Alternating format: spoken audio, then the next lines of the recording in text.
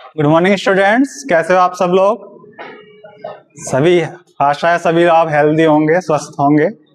ठीक है, तो आज हम चर्चा करेंगे किसके बारे में? गणित विषय के बारे में। गणित विषय के बारे में आपको सामान्य परिचय दिया जाएगा। ठीक है, तो आप आशा है आप ध्यान से सुनिएगा। ठीक है, तो सबसे पहले हम बात करते हैं गणित विषय के बारे में। गणित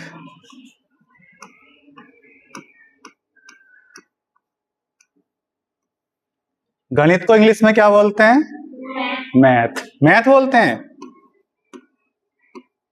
या मैथ्स भी बोलते हैं।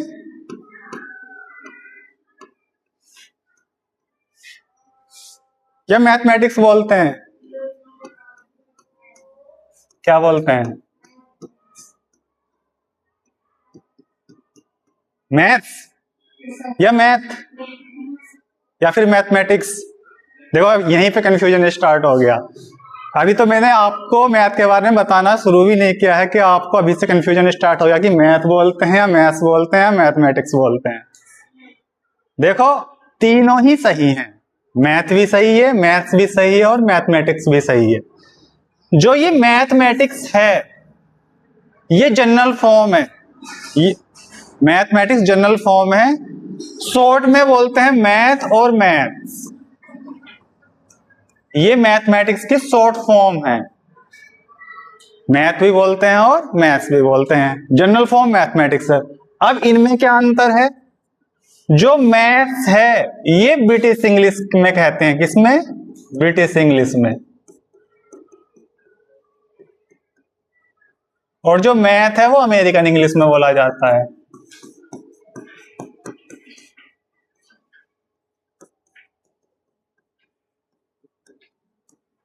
और इंडिया में क्या है, दोनों ही इंग्लिश बोली जाती हैं। अमेरिकन इंग्लिश भी बोली जाती है और ब्रिटिश इंग्लिश भी बोली जाती है। तो इसलिए दोनों ही सही हैं। मैथ भी सही है और मैथ्स भी सही है। कंफ्यूजन दूर हो गया? ध्यान रहेगा। ठीक, तो हम मैथ्स भी बोल सकते हैं, मैथ भी बोल सकते हैं और मैथमेटिक्स भी बोल सकते हैं। ठीक, अब आगे चलते हैं।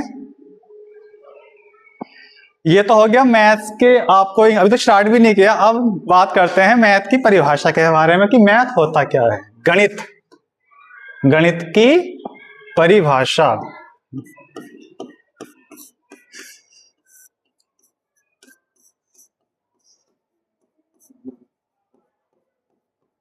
देखो अगर गणित की परिभाषा की बात करूं मैं, तो अगर मैं आपको परिभाषा बताने लगूं सीधे से तो बहुत आपके लिए वो टिपिकल हो जाएगी। बोलोगे सर ने क्या बता दिया। क्योंकि जो भी परिभाषा होती है, जो भी डेफिनेशन होती है, बहुत ही कॉम्प्लेक्स वर्ड से बनी होती है, बहुत ही जटिल होती है, जिसको समझना इतना इजी नहीं होता। लेकिन फिर भी चलो मैं आपको बताता हूं, फिर भी आप बताना मुझे कि आपको परिभाषा समझ में आई या नहीं आई। जनरली परिभाषा गणित की ये हो सकती है कि गणित में क्या है, संख्याओं, मात्राओं, संरचनाओं, आकृतियों और परिवर्तनों का तार्किक और वैज्ञानिक अध्ययन करते हैं और किसी समस्या का समाधान के लिए चिंतन, तर्क या फिर मापन का प्रयोग किया जाता है। आई समझ में? कुछ की समझ में आई, कुछ की नहीं आई। चलो कोई बात नहीं। शिक्षण शास्त्र में कहा गया है कि हमको जो पढ़ाना है वो कैसे पढ़ाना है, सरल से कठिन की ओर। पहले आपको सरल चीजें बताई जाएं, तब कठिन चीजें बताई जाएं। अभी मैंने क्या आपको सीधी डेफिनेशन बता दी तो आपको नहीं समझ में आया, तो अब मैं सरल तरीके से लेकर चलता हूं। तो सबसे पहले हमें गणित का अर्थ समझना जरूरी है। गणित का अर्थ क्या है? गणित का अर्थ क्या है? देखो आपने एक शब्द होता है गणना। गणना, गणना मतलब होता है कैलकुलेशन। हम जो है हिसाब लगा रहे हैं, आम शब्द में कहूं अगर, ठीक है, तो गणना शब्द से ही गणित बना है। मतलब आंकड़ों की गणना करना, आंकड़ों की गणना करना, आंकड़ों की गणना। जैसे आपने एक शब्द कंप्यूटर, तो मैंने आपको पढ़ाया था कंप्यूटर शब्द के बारे में। ठीक है, अब मैं कहूं कंप्यूटर को जो हिंदी में बोलते हैं वो बोलते हैं संगणक। क्या बोलते हैं? संगणक यंत्र। और वो इंग्लिश में बोलते हैं कंप्यूटर। तो कंप्यूटर जो है वो दो शब्दों से बना, कंप्यूट का मतलब वो गणना होता है, कंप्यूटर मतलब गणना करने वाला, संगणक। तो इसी तरीके से गणित जो है वो गणना शब्द से बना है, आंकड़ों की गणना ही या लेखा जोखा करना, हिसाब करना, वो गणित कहलाता है आम शब्दों में, जिससे आपकी समझ में आ जाए। इतनी बात समझ में आई? ठीक, इतना हो गया। अब हम बात करते हैं कि गणित का, हम पढ़ तो रहे हैं गणित, लेकिन क्यों पढ़ रहे हैं? किसी भी चीज को अगर मैं सीधे आपको सवाल देता कि ये सवाल करो, चलो जोड़ करो, गुणा करो, घटा करो, या भाग करो, या भिन्नों के सवाल करो, मैं एक बार बताऊंगा, आप कर लोगे, कोई दिक्कत नहीं है। लेकिन उससे पहले, किसी भी विषय को शुरू करने से पहले उस विषय के बारे में समझना जरूरी है कि वो विषय किस लिए पढ़ाया जा रहा है और हम उसे क्यों पढ़ रहे हैं। ठीक है? तो अब मैं तुमसे पूछूं कि गणित हम क्यों पढ़ रहे हैं, क्यों पढ़ाया जा रहा है गणित, हमें क्या जरूरत है इसकी?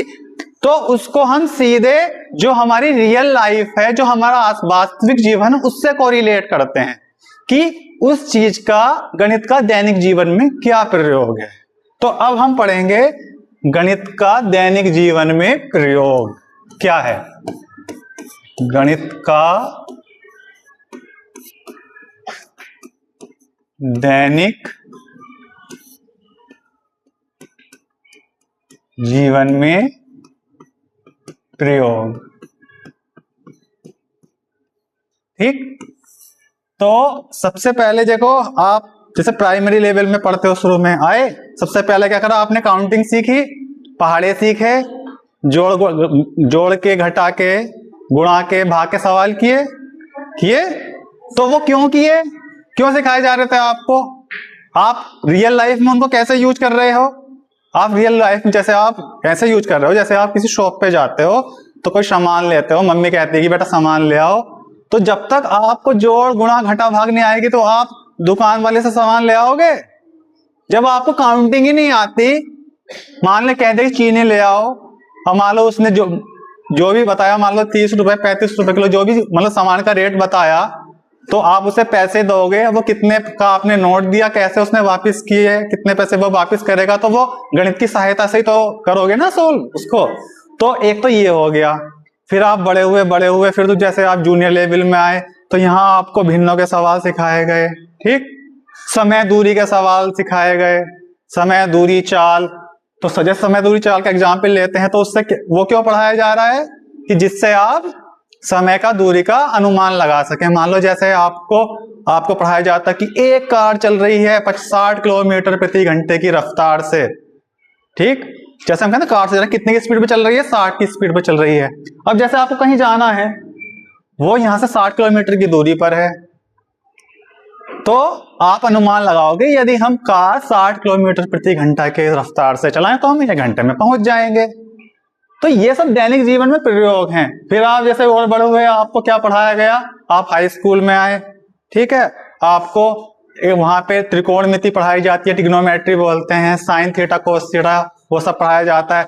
तो उससे आप दैनिक जीवन में क्या प्रयोग कर सकते हो कि किसी भी, जैसे आपको ये साइन थीटा कोस थीटा वगैरह पढ़ाए जाते हैं कि किसी बिल्डिंग में से मान लो कोई छत है, उस पर सोलर प्लांट लगाना है, तो कितने एंगल पे पैनल्स को लगाया जाए जिससे मैक्सिमम एनर्जी प्लेट पे आके आए। ठीक है, तो इस तरीके का जो है ये दैनिक जीवन में एप्लीकेशंस हैं गणित के। फिर और आप बड़े हुए इंटरमीडिएट लेवल पे आए तो वहां पर क्या देखोगे कि हमको हाई और अच्छी चीजें पढ़ाई जा रही है, इंटीग्रेशन, अवकलन, समाकलन, वो सब पढ़ाया जाएगा, वो सब पढ़ाया जा रहा है। तो जब वो पढ़ोगे उसका क्या अनुप्रयोग है, तो उसका आपका, जब जो बच्चे आगे इंजीनियरिंग करते हैं, हायर स्टडी में जाते हैं, तो इंजीनियरिंग में उन सब चीजों की जरूरत पड़ती है। आप डिफरेंट ब्रांचेस लेते हो, जैसे इंजीनियरिंग की मैकेनिकल्स होती है, इलेक्ट्रिकल होती है, और भी बहुत सारी ब्रांचेस होती है, तो वहां पर ये सब मैथ के ही एप्लीकेशंस आएंगे। साइंस में भी मैथ के एप्लीकेशंस आते हैं। तो इस तरीके से मैथ का दैनिक जीवन में बहुत ज्यादा प्रयोग है। अंडरस्टूड? समझ में आया? ठीक, चलो इतना हो गया। अब उसके बाद हम बात करते हैं कि गणित की शाखाएं कौन कौन सी होती है। गणित की शाखाएं, जैसे वृक्ष होता है, वृक्ष की शाखाएं होती हैं, ऐसी गणित की भी शाखाएं। मतलब गणित किन किन क्षेत्रों में विभाजित हो चुका है, गणित जब स्टडी करोगे तो उसमें किन किन चीजों की स्टडी करोगे। तो सबसे पहला उसमें आता है नंबर 1 अंक गणित,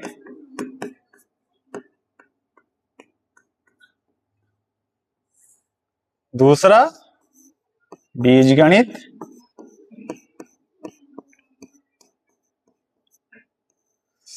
और तीसरा है आपका रेखा गणित।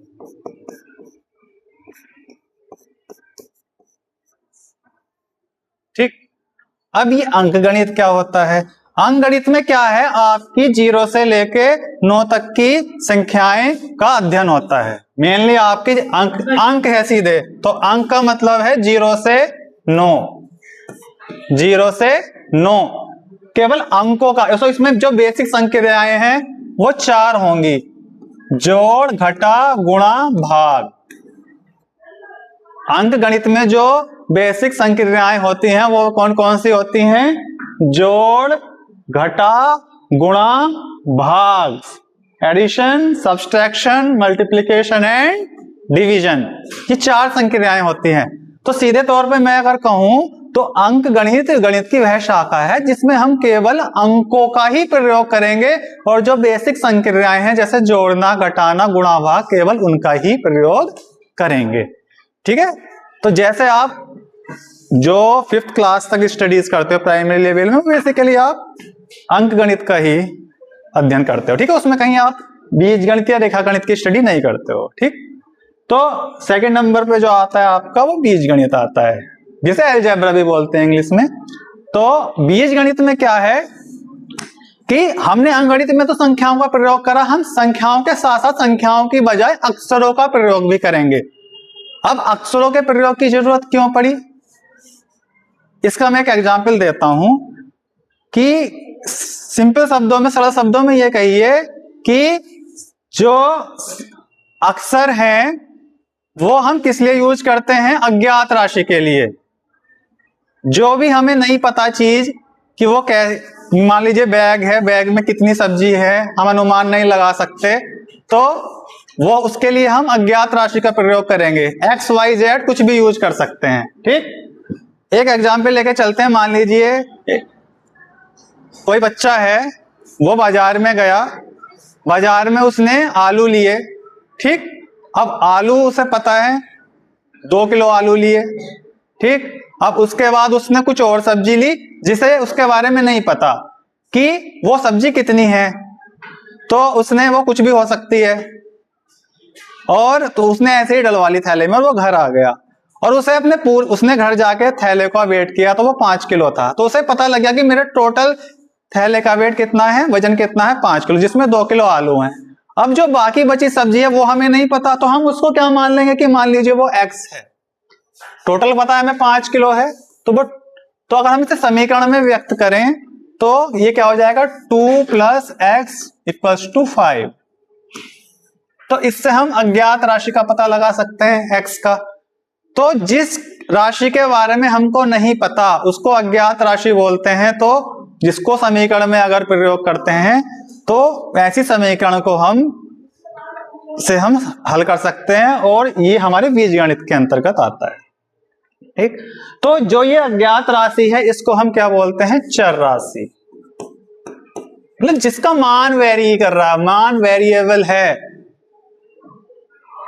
कुछ भी हो सकता है, हमें नहीं पता क्या है। तो ये जो मैंने, तो ऐसा गणित जिसमें हम अज्ञात राशि को किसी अक्षर से प्रयोग कर रहे हैं, x से, y से, z से, ABCD कुछ भी हो सकता है, तो उसको कहते हैं हम बीजगणित। तो अगर हम एक राशि यूज कर रहे हैं, एक चर यूज कर रहे हैं, तो वो एक चर वाले समीकरण बन जाते हैं। 2 चर यूज कर लिए तो 2 चर वाले रैखिक समीकरण बन गए। तो इसमें हम समीकरणों की सहायता से किसी समस्या का समाधान करते हैं। ठीक, अगर मान लीजिए 2 चर हो गए तो 2 चर वाले रैखिक समीकरण। ठीक, तो इसमें चर और अचर का डिफरेंस समझना जरूरी है। चर एक बार फिर से बता देता हूं, जिसका मान बदलता रहता है, जो अज्ञात राशि होती है, जो वेरिएबल है, जिसका मान परिवर्तन हो रहा है बार बार, उसको चर राशि कहते हैं। और जो फिक्स है, जिसका मान नहीं बदल रहा, उसे अचर राशि, कांस्टेंट बोलते हैं। ठीक, इतना समझ में आया। तो अभी जैसे मैंने एक चर का उदाहरण दिया, अब मान लो मैं दो चर का उदाहरण, दो चर का उदाहरण कैसे होगा, मान लीजिए दो भाई हैं, ठीक। अब हमें उनकी आयु नहीं पता, हमें इतना पता है कि दो भाई हैं, उनकी दोनों भाइयों की आयु का योग 25 है और अंतर 5 है, तो उन दोनों भाइयों की आयु क्या होगी। तो ऐसे में क्या करेंगे, हमें दोनों की आयु नहीं पता, तो हम एक की x मान लेंगे और दूसरे की y मान लेंगे। तो x और दोनों को भाइयों का योग कितना है 25 और अंतर कितना है 5। तो ये दो समीकरणें बन गई, इन समीकरणों की सहायता से हम यह x और y के मान निकालने हैं। तो इस तरीके से हम हल कर सकते हैं। तो ये जो आता है ये सब बीजगणित के अंतर्गत आता है, ठीक। और सबसे ये लास्ट तीसरी जो ब्रांच है मुख्य, वो इसमें रेखागणित आता है, जिसको हम वो भी बोलते हैं, ठीक है, ज्योमेट्री भी बोलते हैं, ठीक। तो इसमें हम क्या है जो अध्ययन करते हैं वो आकृतियों का अध्ययन।